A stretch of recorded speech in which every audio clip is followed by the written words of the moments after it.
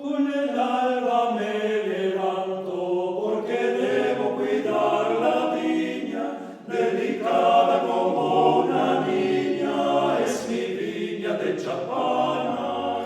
Delicada como una niña, es mi viña de Chapana. En enero y en febrero la hojarasca le voy quitando, con fineza despampanando a mi viña de Chapana. Con fineza despampanando a mi viña de Chapana.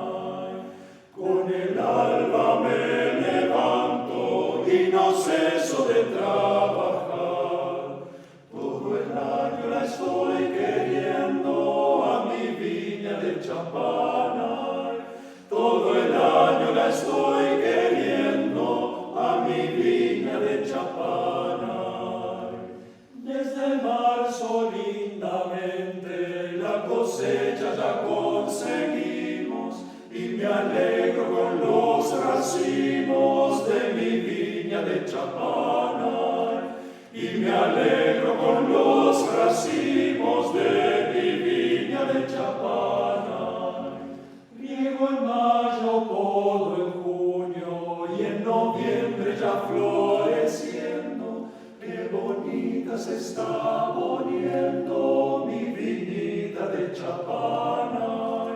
Qué bonita se está poniendo mi viñita de Chapana.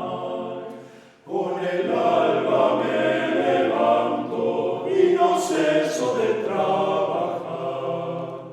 Todo el año la estoy queriendo a mi viña de Chapana.